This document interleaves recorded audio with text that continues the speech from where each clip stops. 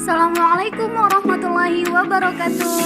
Halo teman-teman, perkenalkan nama saya Lulu Parwati Shinas, NIM 20301 kelas 2D. Di video kali ini saya akan menjelaskan tentang salah satu filsuf yaitu Thomas Hobbes. Saya akan menjelaskan tentang biografi, pemikiran politik serta aktualisasi pemikiran politik dari Thomas Hobbes. Thomas Hobbes adalah seorang filsuf yang lahir di Malmesbury pada tahun 1588. Malmesbury merupakan salah satu kota kecil yang tidak jauh dari London. Hobbes lahir pada tanggal 15 April bertepatan dengan insiden penyerangan Spanyol ke wilayah negara Inggris. Konflik yang dialami Hobbes tidak hanya itu karena setelah lahir ke dunia, beliau harus berpisah dengan kedua orang tuanya yang berada pada pengasuhan pamannya. Pemikiran Thomas Hobbes. Pemikiran Thomas Hobbes di sini ada tiga. Yang pertama itu adalah konsep empirisme, yaitu pengetahuan berawal dari pengalaman. Dalam hal ini, Hobbes memiliki pandangan sendiri tentang filsafat. Menurutnya, filsafat adalah ilmu sebab musabab karena ada faktanya dapat dicari. Yang kedua adalah materialisme. Menurut gagasannya, Hobbes berpendapat jika manusia terbentuk dari materi.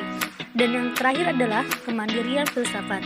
Menurut Hobbes yang menjadi salah satu tokoh pendirinya menyatakan jika filsafat telah diakulturasi dengan konsep keagamaan, pendapat Hobbes saat ini menjadikan sebuah pendapat jika filsafat memiliki objek yang nyata.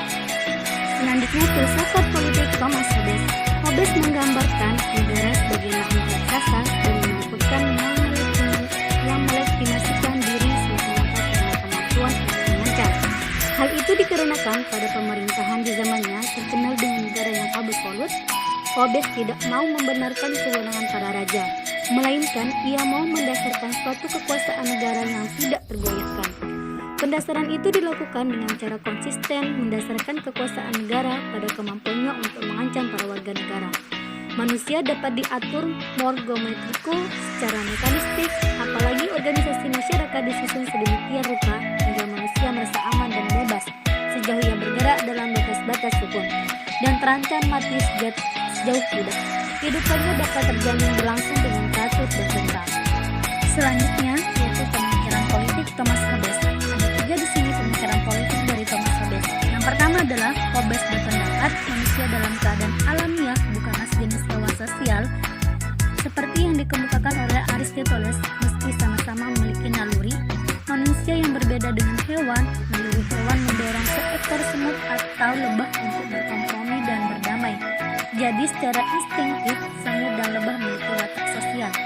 Yang kedua adalah Hobbes berpendapat bahwa terbentuknya sebuah negara atau kedaulatan pada hakikatnya adalah karena kontrak atau perjanjian sosial. Dalam perjanjian itu, kemudian manusia atau individu secara sukarela menyerahkan hak-haknya serta kebebasannya kepada seorang penguasa negara atau semacam dewa rakyat dalam Leviathan. Yang ketiga adalah Hobbes mengatakan, saya menyerahkan sebagian hak saya untuk pengaturan diri saya pada orang lain atau pada sekelompok orang lain dengan syarat ini bahwa Anda melepas hak Anda keadaan dan menyenangkan semua tindakannya dalam perilaku yang sama. Dan yang terakhir di sini adalah relevansi pemikiran Thomas Hobbes. Pemikirannya tentang perjanjian memberikan masukan bagi sistem pemerintahan sekarang dengan dibentuk majelis perwakilan atau parlemen. Tapi pemikirannya tentang kepatuhan pada majelis secara mutlak membuat sistem itu dapat berjalan dengan baik seperti yang dilakukan banyak negara di dunia.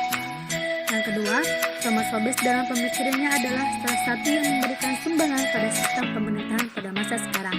Ketaatan akan mereka yang berkuasa seperti yang ditekankan oleh John Locke membuat kita sadar akan pentingnya perwakilan dalam memerintah dan tunduk kepada